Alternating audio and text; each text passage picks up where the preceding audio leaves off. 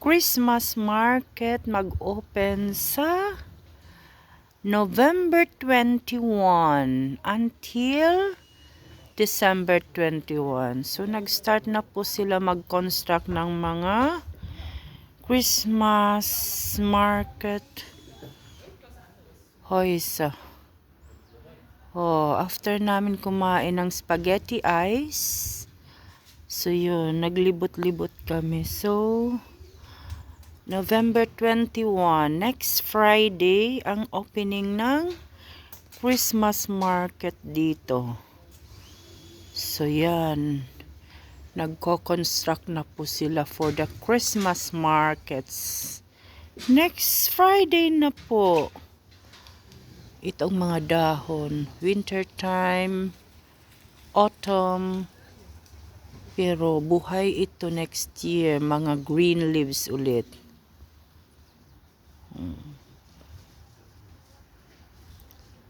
Yan, mga tunay na Christmas tree. Inilagay for the Christmas market. Preparation na po. And now, my husband wanted to try Doner Tasche from another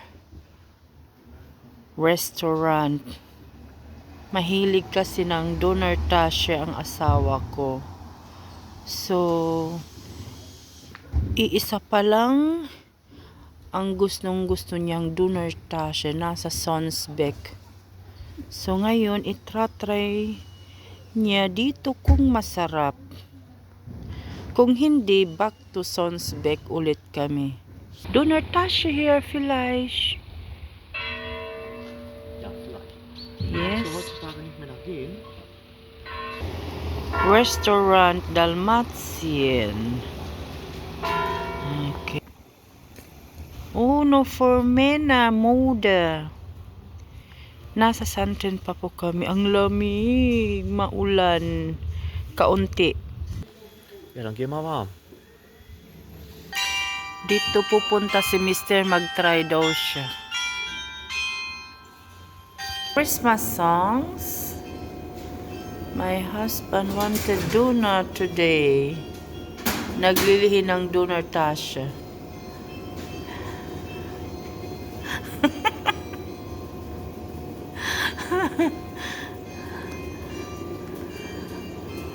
Nag-order po siya take home.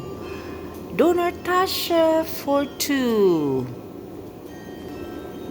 Birthday ng asawa ko. He will pay for all. Thank you, Shats, for my Donna.